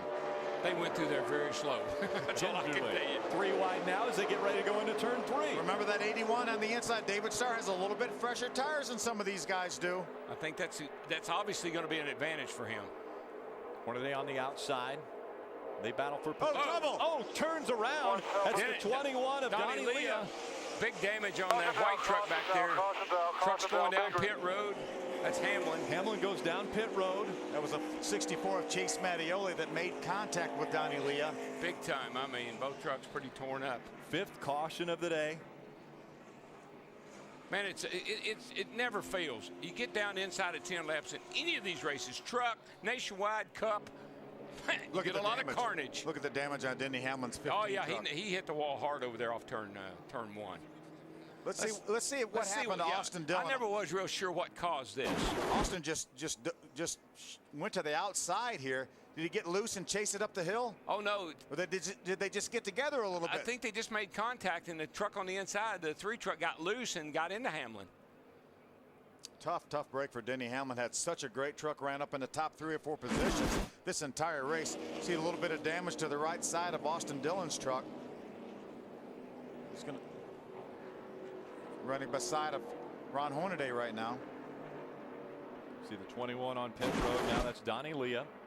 Take a look. This is turn 3. Leah gets sideways. He gets sideways. Look at Todd Bodine just barely get by. Chase Mattioli with absolutely nowhere to go makes pretty significant contact. Yeah, Leah came down right in front of Chase Mattioli in his 64 and just nailed him. What a huge dodge that was for Todd Bodine, our point leader. Watch Todd now. That was him going right by the 21. The good for Todd Bodine, these late cautions, you know, he's got 4 tires, and we've already seen what that did for David Starr in 81. Don't count old Todd out. Todd right now is being shown in the 17th position. Big hit there. Chase Mattioli getting into the side of Donnie Leah. But the other thing is, boys, we're running out of laps. We're on lap 46 here. Right along with Todd Bodine. See that 21, 2 trucks ahead of him. Yeah. Woo. Best news a driver can hear. Caution's out, it's behind you. Yeah. And it was barely behind him. Yeah. Here it is real time. Watch that 21 here. Right side of your screen. Todd just squeezes by Chase Mattioli. Absolutely nowhere to go. Goes Denny Hamlin down pit road. What a mess. So out in front of this field, it's Casey Kane, Elliott Sadler being scored second. Eric Almirola has moved up to third. Justin Lofton in fourth. Mike Skinner is fifth. After talking about how he didn't think he had a very good truck today. Well, even Matt Crafton, well, he's been back there in the, you know, outside the top 10. Here he is running in the 6th spot. And certainly the 51 truck of Almirola, he wants to have a great day, a big points day. If Todd falters, Almirola's right there to try to pounce. Hornaday's in 7th. He wants a big points day. David Starr, Austin Dillon dropped back to the 9th position after being up there battling for second. But right now our points leader, Todd Bodine, he's back here in the 17th spot with tires. So I'm pretty sure he's going to get by a few more of these cars, and that's going to narrow that points gain down quite a bit. As they're running on the racetrack, Bodine now with just a 129-point lead over Eric Almirola. Johnny Sauter still holding on to that 3rd position, as is Hornaday in 4th. 183 points back. Unless, I'm sorry, Phil, go ahead. Remember, Hornaday came in this race 212 points behind, so that if the race were to end right now, that'd be a gain of about another 30 points. That would be over 80 points that Ron Hornaday has gained the last 2 weeks. But it's not over yet. When you get that far ahead, though, in the points, 177 on second and 212 on Hornaday and those guys, you about got to fall out of the race to make a big dent in that. Denny Hamlin back on pit road. A lot of damage to the right side of that truck, Ray. And Rick, you remember it was back on lap 27 when they pitted the first time. He came in 3rd but went out 6th. Part of the reason for that was because of that big wedge adjustment they made, and he said that made this truck great. They were really hoping to have a big day today for Digital Coupons, which is a brand new company that'll be launching this week. They're going to put right sides on this thing, pull the fenders out, and send them back. But the problem is so few laps left in this race. Very doubtful that Denny Hamlin can get back to the front. Adam? And Ray, another Toyota we will keep our eye on when the green flag goes back in the air would be the leader, Casey Kane. He has not been overly excited about his race truck early in a run in this race, but it's gotten better and better as the run continued. In fact, that's what he said just prior to taking the lead a handful of laps ago. We'll see how it reacts on a restart coming up here that will likely decide the winner of this race. Take a look at our summer stretch. Nashville coming up next. Darlington, Chicago, Kentucky. What about that little race in Bristol we've got coming up? Yeah, huge weekend. A huge week we really have in Bristol. We're going to kick it off on Monday. Dave Despain's going to be on assignment in Bristol. And then we're going to have the Whelen Modified Series on speed on Wednesday night, preceding our truck race from Bristol on Wednesday night. Well, what a great week that's going to be in Bristol, Darrell. And I think by the time you get to Kentucky, you're going to hear a lot of things about the Kentucky Speedway. Well, we always know that you had a hand in Kentucky because we see your All bronze. I can tell you is, Rick, I'm from Kentucky. I've loved that racetrack from its inception. Whatever happens there could be like a dream come true for a lot of people. There's a statue of you at that racetrack. Yeah, they're going to take bronze, it. right? They're going to take it down, though. Are they? And give it to me. Oh, well, that's good. That's good. Now, what are you going to do with a statue of yourself? I just take it home and put it in the front yard. Stevie, I'm home all the time. How about a green-white checker finish here for our first race ever? First ever green-white checker here. Imagine that. History is being set once again. It is being made once again. It'll be another green-white checker. Now, who is the favorite in this situation? We've got Casey Kane and Elliott Sadler on the front row. Well, you know, the 51 Amarola, he's got some experience. And you look at Lofton there, he's sitting there behind Elliott Sadler. Will he be savvy enough to get up there and give Sadler that push that he was getting on that last restart? So I think who's running in the third and fourth spots could be the key to who wins this race. If these guys go through the corner, turn one, side by side, Casey Kane and Elliott Sadler, that's going to give an incredible run. As we just saw Casey Kane get that run, it's going to give a run to Eric Almirola and some of those other guys. Look who's sitting back here, though, in 5th, 6th, 7th. You got the 5 of Skinner, the 88 of Crafton, and the 33 of Hornaday. They'll go 3 wide anywhere. Anytime, anywhere. Anytime. Remember, David Starr has a few laps less on his tires than these other guys do, and he's in 8th. Well, Saturday, August 14th, be at Darlington Raceway when the tough trucks of NASCAR take on the track Too Tough to Tame. Purchase a specially priced Speed Open Garage ticket package and go inside the NASCAR Camping World Truck Series garage. Visit speed.com, keyword promo to purchase your Speed Open Garage ticket package today. You know, the last time we were at Darlington, who won that truck race? That would have been Casey Kane. Yeah, the guy right there in that 18 truck. And again, Casey Kane trying to make it a perfect record at every racetrack he's gone. Nobody else has ever won their first 2 starts. Casey's done that. He could make this record that no one will ever achieve. And you got the 18 over here with Rick Wren. And where was Rick Wren last year? Well, he was with that 33 team. Yeah, with that 33 team. Who was his champion, I believe. Kevin Harvick and Kevin Harvick Incorporated. Here they come. Green flag back out for our green-white checkered from Man, Pocono. that's a drag race right there. Look at that. Look at the run for the 51. Look at the run. I'm telling you. The 18 drops back. Laughlin is doing exactly what I didn't know if he had the savvy to do, but he's doing it. He pushed the 2 out front. Now they go through turn number 1. They're 3 wide. Can Eric Almirola hold it down on the bottom of the racetrack? Oh, Hornaday got some contact and got loose. Several trucks getting by him. 3 and 4 wide down Long Pond straightaway, all chasing the 2 of Elliott Sadler. And I tell you, a guy that's tucked in there, that's the 30 truck, is right up in the middle of that wad right there, and he's coming forward. 3 wide through the tunnel. And Hornaday sideways in the tunnel turn. All behind, you got it. Nobody hits him as he slides into the grass, and he makes contact with the inside wall. Caution out. We will try it again. Hornaday. Extensive damage to that truck. Looked like he got some contact from the 13 of Johnny Sauter. Started in turn 1, didn't it, Phil? Yeah. I mean, when he got in a little bit of trouble down there, lost some spots. He had some contact over in turn number 1. He lost several positions. By the time they got to the tunnel, they were 2 and 3 wide there. Hornaday obviously will make his way to pit road if he can get to pit road. We have 27 trucks on the lead lap. That truck's done. So this could be a 28th place finish for Ron Hornaday today.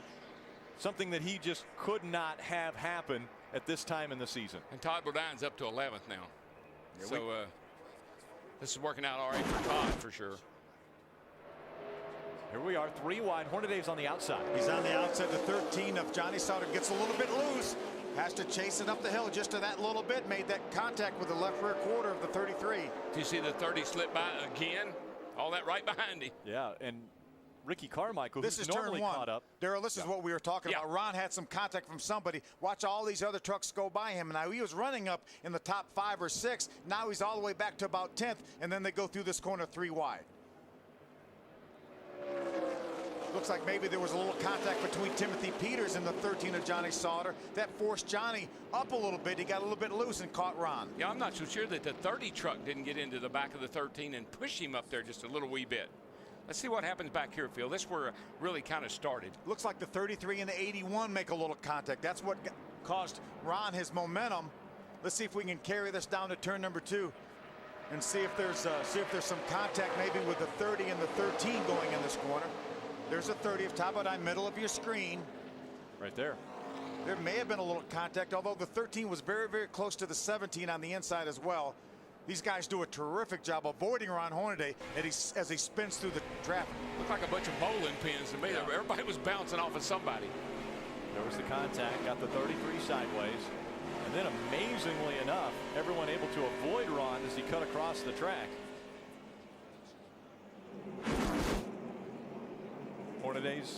Hornaday's truck being pushed back behind the wall. It looks like the 4 team helping him out. Adam? And I know it's hard for Ron Hornaday driving the truck through traffic to understand exactly what happened, but he did voice his displeasure on the radio with a 13 of Johnny Sauter. And as you saw, the result, a banged up race truck heading to the Camping World Truck Series garage. The win last week at ORP, not bringing Hornaday any luck here this afternoon at Pocono. Well, now let's see. The 13 and the 30, they've never had any issues. There's no history there, right? There's not really. Well, let's think back Martinsville. I think Hornaday turned the 13, and then in Kansas, Hornaday got into the 13. They were sideways together, going through 3 and 4, straightened it back out, and they ended up 1 and 2. Just Sauter got that win. I've forgotten all about that. There has been a little history beside both of those trucks. There's Johnny right there. See, the last 3 races, 2nd and 3rd and 4th. Jennifer Jo Cobb is going to be the Aaron's Lucky Dog recipient and get a lap back. She was 3 laps down to the field, so that will put her at 2 laps down, but that will then put her in front of Ron Hornaday. So Hornaday will drop from 27th to 28th here at Pocono. A great crowd, and they're getting ready to see the second green-white checker for the Camping World Truck Series. Stay with us. Welcome back to the Pocono Mountains 125 as we're getting ready for our second green-white checker for the Camping World Truck Series at this track. DW, remember you were talking about whether the 7 of Justin Lofton had enough experience on that restart. Watch this now. He's right behind the 2 of Elliott Sadler. They're on the outside. You've got Casey Kane, the 81 or 18, and the 51 of Eric Almirola. Eric decides to make it 3 wide, and watch that 7 truck of Justin Lofton. Did he do perfect or what? That's bump drafting at its finest. Nice job, number 7. And if you just turn your TV over to speed, this happened the very next turn right here. There's Ron Hornaday, the 33 on the outside, the 13 of Johnny Sauter in the middle. Johnny's going to get squeezed a little bit, got loose, made contact with Hornaday. Everyone does a great job. There's Top O'Dino, point leader going by. Ron spins through the field, but makes hard contact with the inside wall. There wasn't a whole lot Hornaday could do about it, but he's 3 wide on the outside going over the tunnel at Pocono. Make a note of that. Might not have been the best choice. Can't do it. Pace truck makes its way off of the racing track, and that means that we have our second attempt at a green-white checkered. Green flag back in the air. Elliott Sadler with a great restart, jumps in front of the 7, and now the 88 to the outside, battling for second. Crafton took advantage of that big draft to move to the inside. Almirola's coming with him. Elliott Sadler dives into turn number 1. Here comes the 88 to the inside. 88 hit those bumps. It cost him a little. He had to check up just a teeny bit, but he's going to come out looking pretty good here. But the 18, whoa. Great run for Casey Kane in the 18. He was just behind the 2. Elliott Sadler said, I'm not going to give you a draft. Boy, moved over in front of the 88. That was actually a really smart move on Elliott's part. Keep them side by side behind you here. Oh, he's loving that as he looks back. And, of course, the short chute, it's hard to – the 18 is going to be able to clear the 88, I think.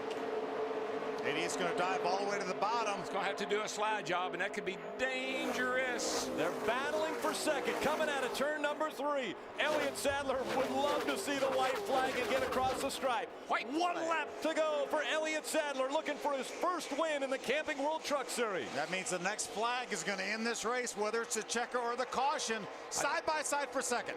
I don't see anybody catching that 2 truck from here.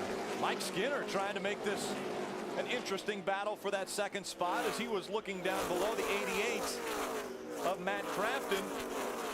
But now Crafton holding on to the 3rd spot. It's Casey Kane in second.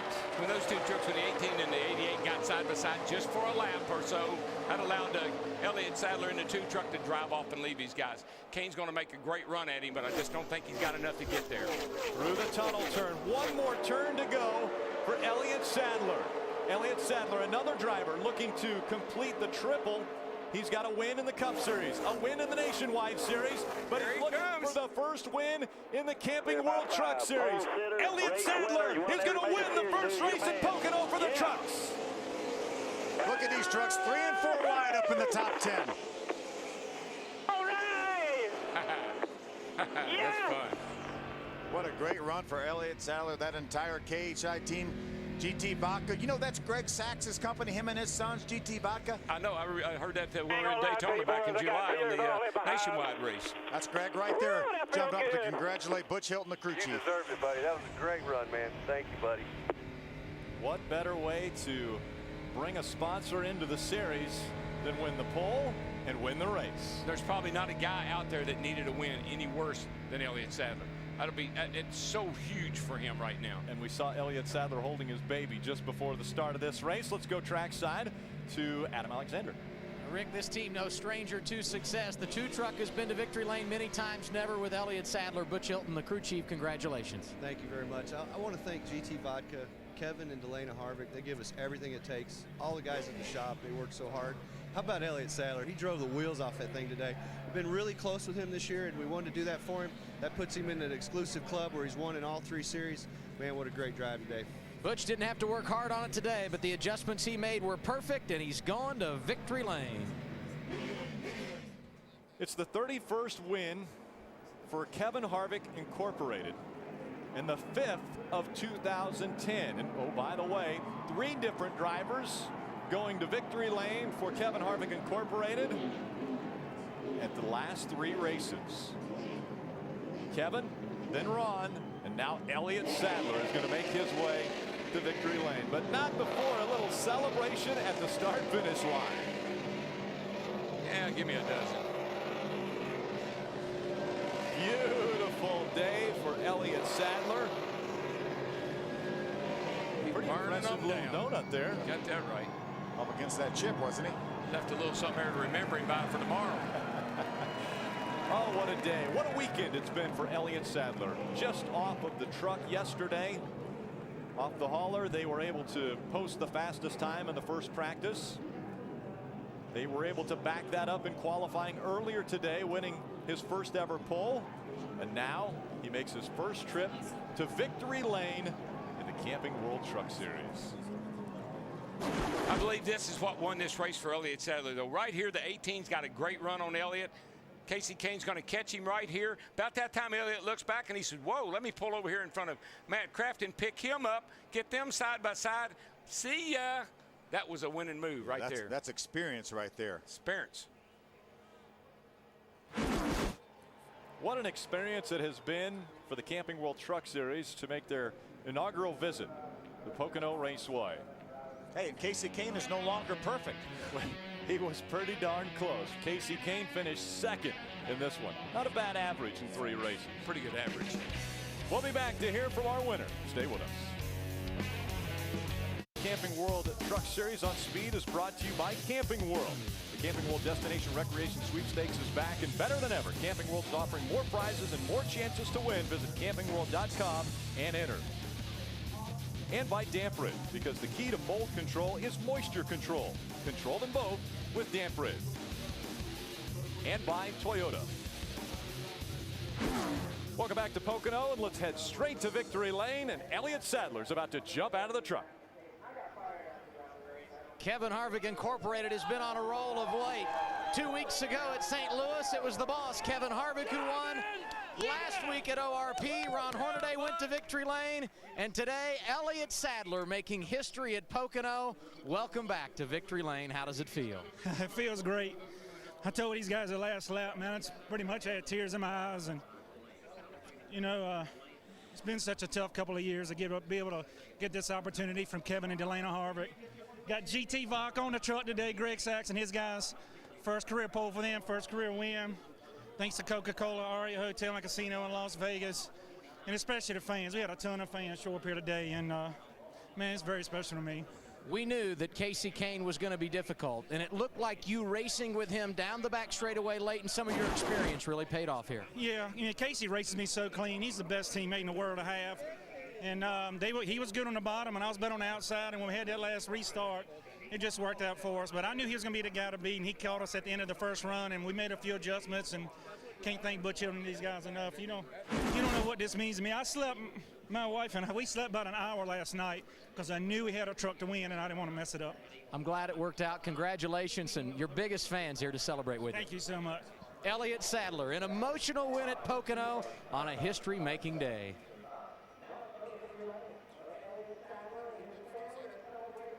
Well, we knew it was going to be a sprint race and lots of action. How was it from behind the wheel of the 18 truck?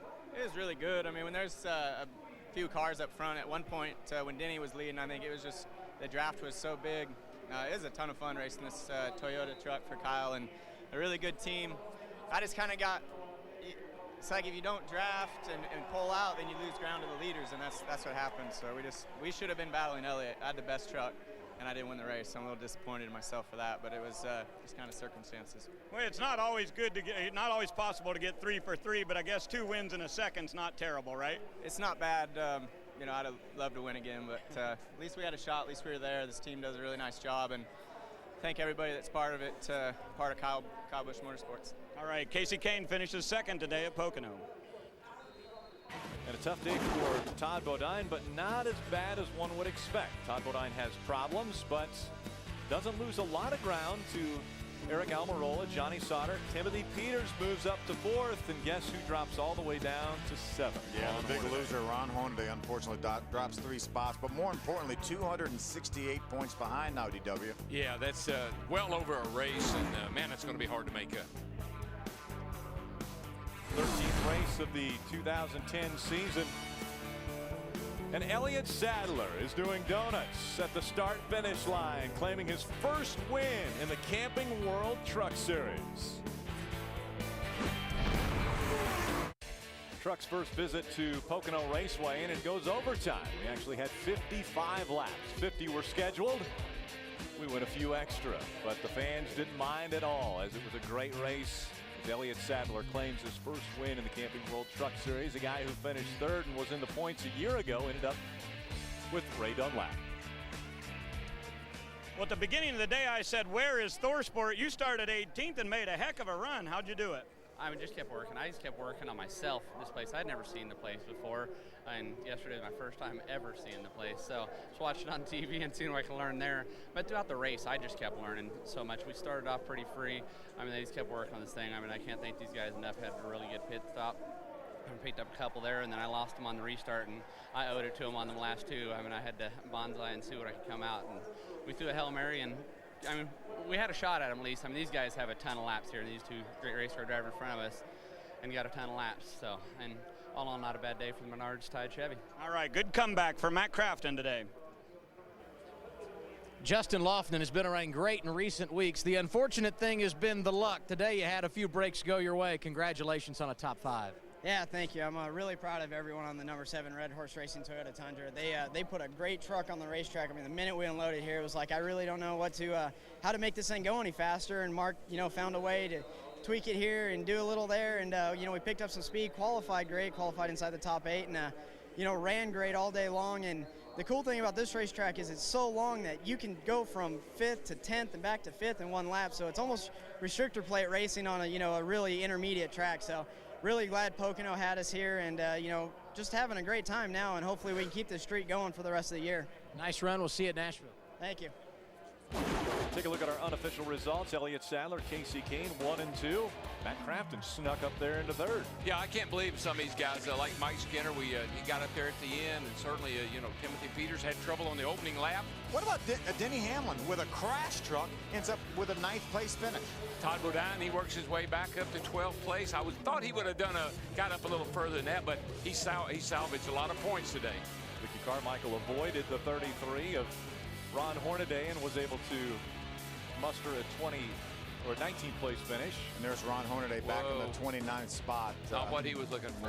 Going to find himself 268 points behind right now. What an amazing weekend for the Camping World Truck Series coming to Pocono Raceway. I think Justin Lofton just said it best. I really hope they have us back, and I have seen nothing this weekend to say that what a great addition this is to this racetrack. They will be welcome back here with open arms. I guarantee you. Next stop for the trucks is Nashville, and the Nashville 200. That's a Saturday evening race, 8:30 p.m. Eastern. From Nashville Super Speedway. Coming up next, it's the ARCA 125 from right here at Pocono Raceway. An emotional Elliott Sadler claims his first win in the Camping World Truck Series in just his 8th start. Congratulations to Elliott Sadler. Next week, the Camping World Truck Series will make its second trip to the Music City as they visit the Nashville Super Speedway. Last April, Kyle Busch dominated and won the first race for Kyle Busch Motorsports. Will KBM have a new hit in Nashville, or will they be singing the blues? Chris Devoda hosts the setup starting at 8:30 p.m. Eastern, followed by flag-to-flag coverage. Only on Speed.